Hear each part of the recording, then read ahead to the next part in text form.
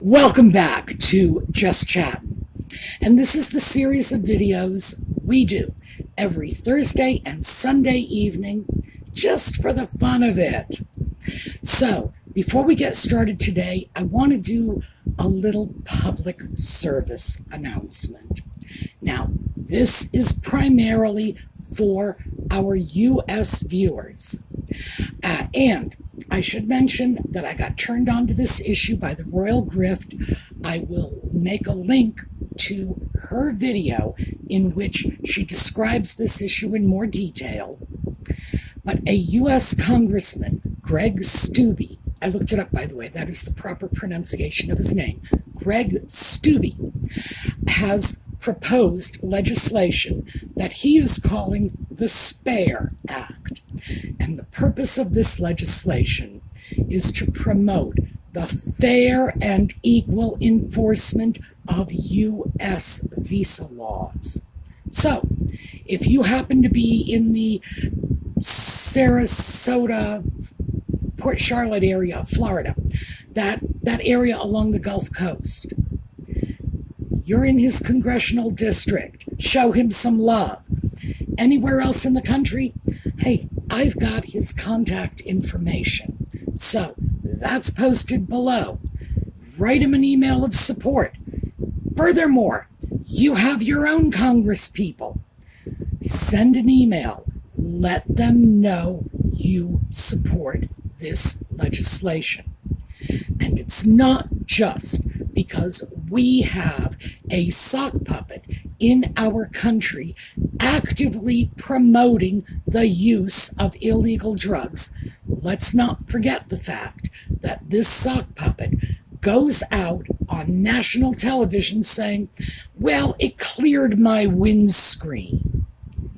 Meanwhile, despite the fact that in his memoir, he claimed that he was never anywhere near as guilty of all those allegations from his misspent youth as everyone thought he was.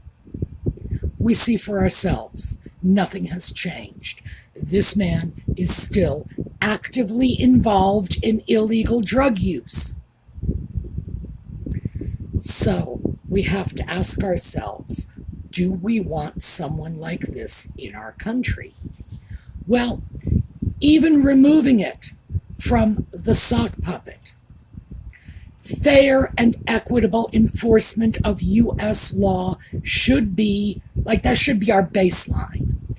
The idea that laws are not being enforced fairly and equally right across the board without any regard to whether or not one's daddy is the king, that is the American way.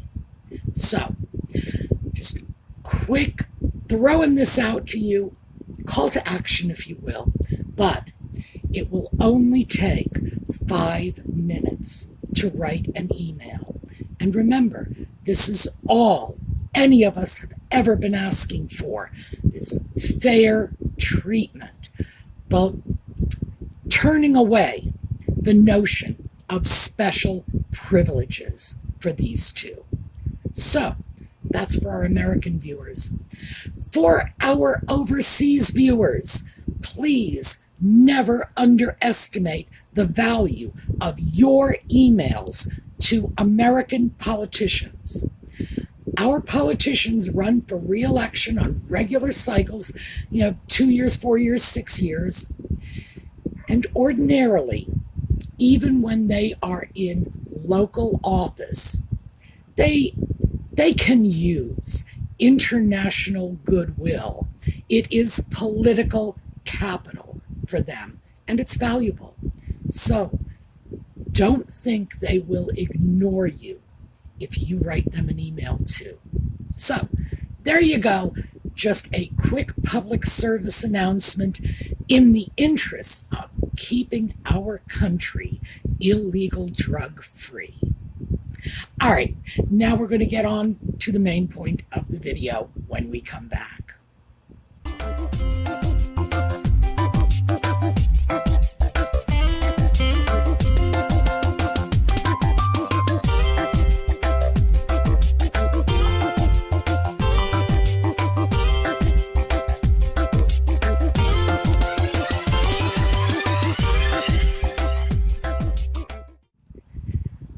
We are continuing with our retrospective series. Why is it we do not like Nutmeg and the Sock Puppet?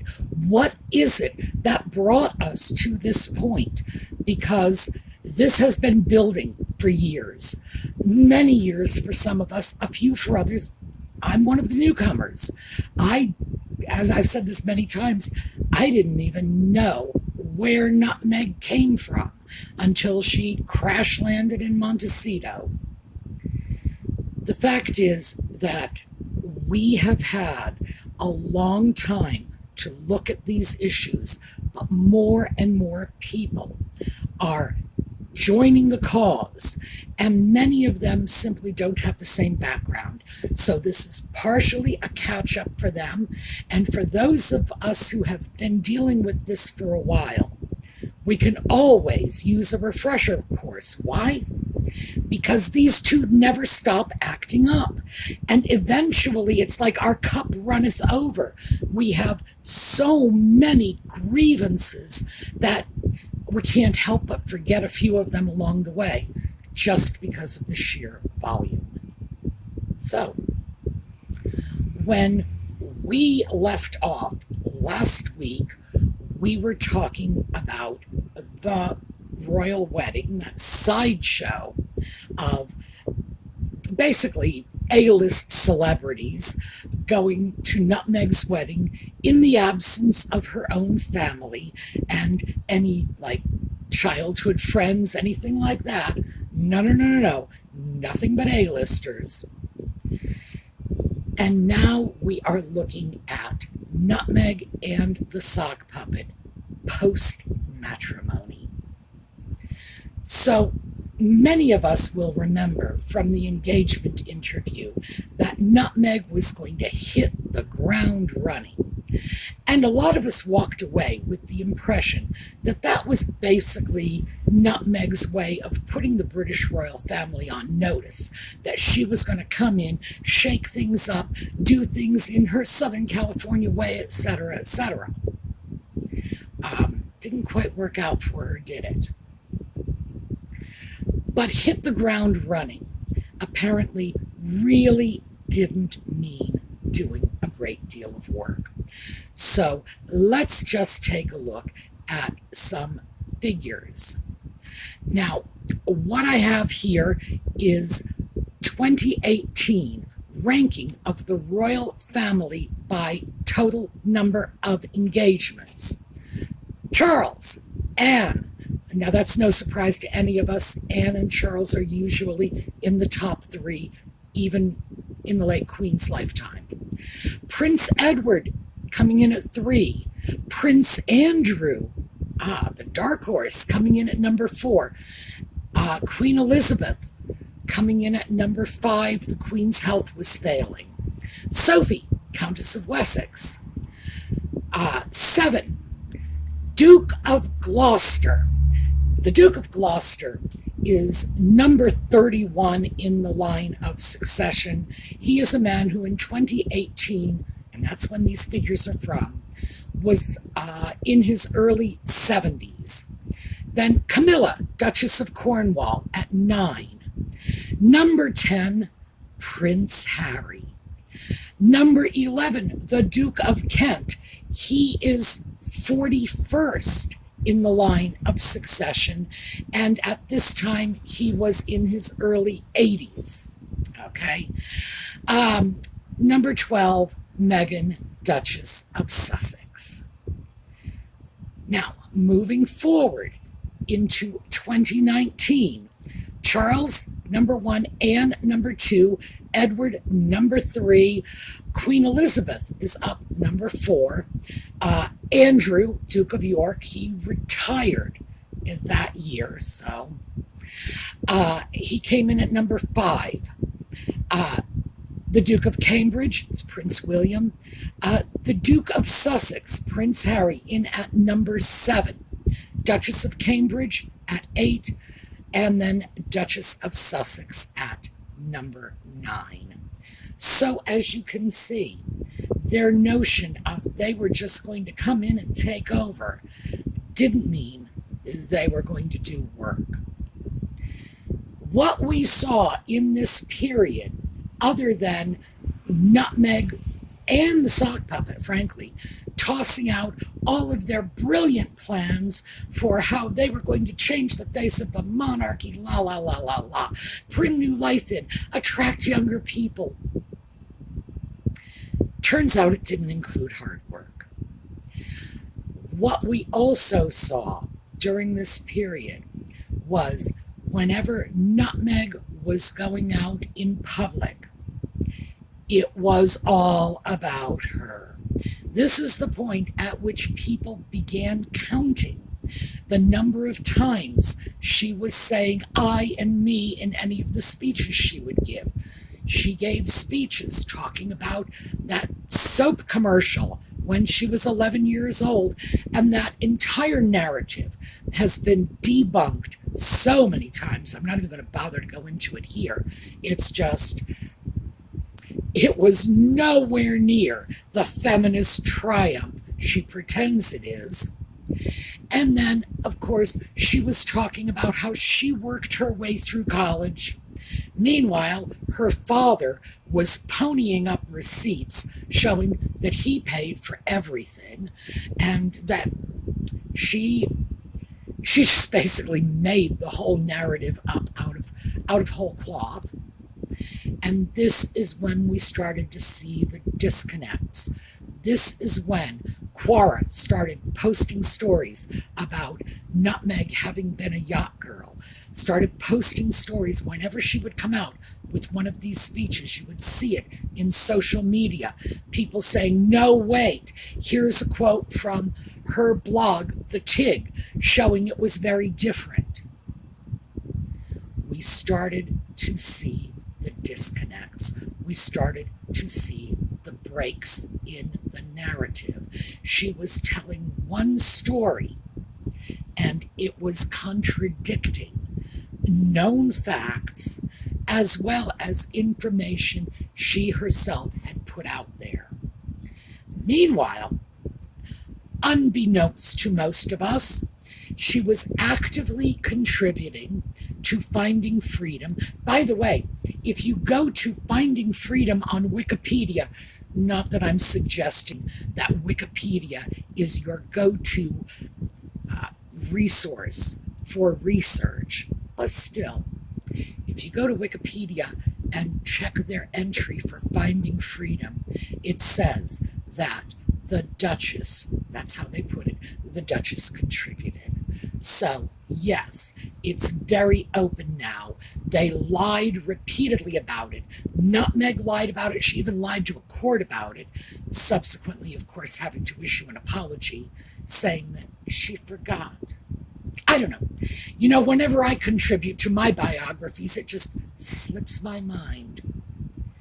So we started seeing this, and she was sort of crafting her own narrative through Omid Scobie and Carolyn Durand and Fighting Freedom.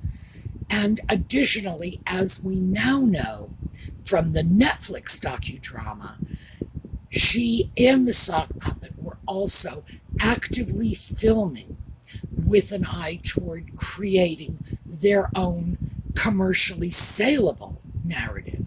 So this isn't just they're going to tell their story and vindicate themselves. This is they're going to tell their story for money and vindicate themselves. Meanwhile, and excuse me a moment, I need to grab this. Here we go. Oh, and by the way, yes, very heavily marked and annotated. I tend to use this as a textbook. This is Lady Colin Campbell's competing biography. This came out at around the same time as Finding Freedom, and Nutmeg and the Sock Puppet did not contribute to this. Now, in Lady C's book, she begins documenting things like the fact that Nutmeg and the Sock Puppet were no longer being welcomed in the homes of their friends. Why? Because Nutmeg was highly critical of all Harry's friends, his entire social circle, and I think by extension, the entire strata of upper class British country gentlemen and women, the hunting and shooting and fishing set, all those folks. She didn't care for it. She made no bones about it. I have to pull back and say I do not believe in shooting animals. I have to say that because Audie's right here at my feet. And, you talk about shooting animals, he gets very nervous. With good reason, my friend. I don't believe in shooting anything that can't shoot back. It's my theory. But then again, I'm American. And our nation is based on guns. She disapproved of their way of life. She thought they were all racists and sexists, and they thought she was a complete fruitcake.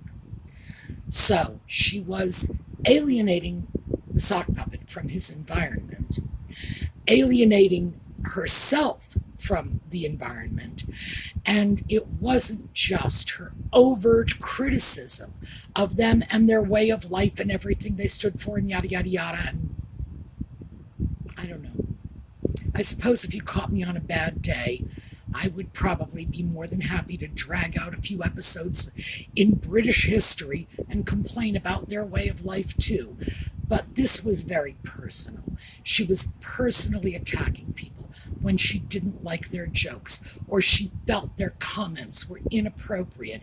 Just basically, it was rude. She was being an ugly American, plain and simple.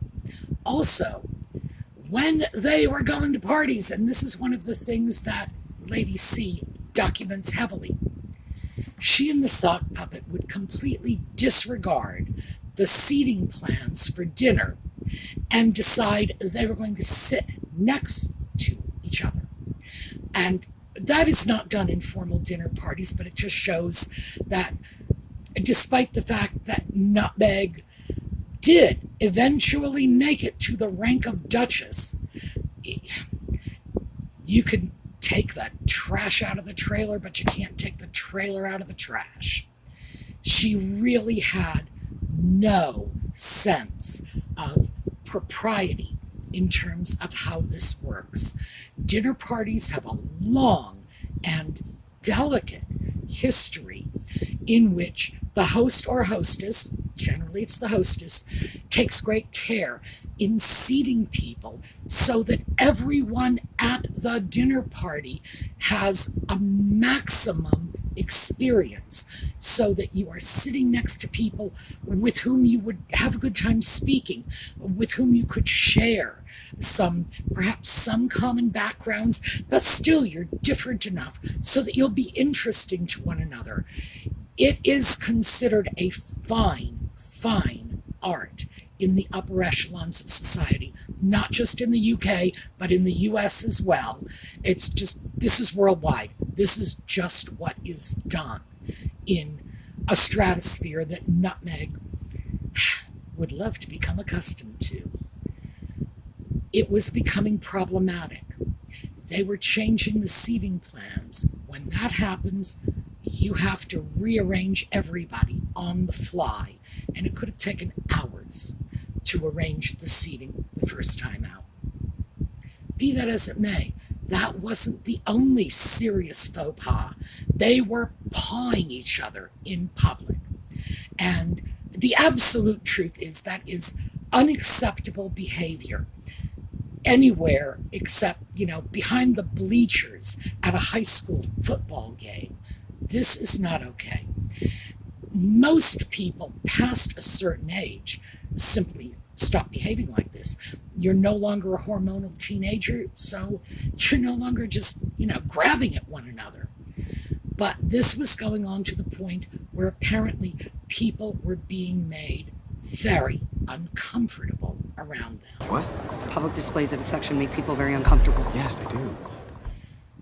Furthermore, it was widely suspected that Nutmeg was secretly filming / or recording everyone around her. Again, No one knew the Netflix docudrama was coming because this would have been back in 2018, 2019. But most people suspected something was coming. She was taking pictures in areas that were not supposed to be photographed, not supposed to be made available to the public. We have to remember that even though the royal family lives in palaces, and these palaces are, in many ways, public property, they still live there, they still sleep there, they still store their clothes there, they still go to the bathroom there. It's still a private residence. Just like in the United States, American citizens can visit the White House, but you don't get to go upstairs and tromp around, jumping up and down on the president's bed. It's just normal courtesies. It's not anything to do with the royal family being so special or anything like that. So let me quickly go back to the issue of how limited their public appearances were. Nutmeg was married into the royal family for half of 2018, but she began making appearances when she was engaged to Harry. So those appearances are counted in with her total. She was on maternity leave for some point in 2019, and that may have contributed to her lower total. But we can't lose sight of the fact that she very famously complained loudly that she wasn't getting paid for royal duties. I can't believe I'm not getting paid for this. Also, because we're just going to leave this period of them as working royals, we're going to leave that aside, because most of the information we have about that period was not available at the time. That came out later. But we do have to look at this. She was a working member of the royal family for 20 months, a little over a year and a half. Married into the family, a year and a half later, it's hasta la vista, baby. And she left. So what we need to remember in all of this is, one, she was in it for the photo ops, and boy did she get photo ops. Two, she was in it for the freebies, and we know that from many of her staff complaining about this. Three, she was starting to get known as Duchess Difficult almost from the moment she married the sock puppet. She was probably known as Lord only knows what difficult prior to that. I cringe to speculate, but she was becoming known as Duchess Difficult already. Staff was fleeing. Like 20 months here, and the staff turnover was appalling. The complaints were severe enough to get William involved in speaking to the sock puppet about the complaints. And of course, naturally, the sock puppet defends his darling wife, even in that very limited window. People were starting to catch wind of what was going on. So that is where we are going to break off today. We're cutting this video just a little short. Usually they run about 30 minutes, but we're cutting a little short because this is a good, convenient breaking point.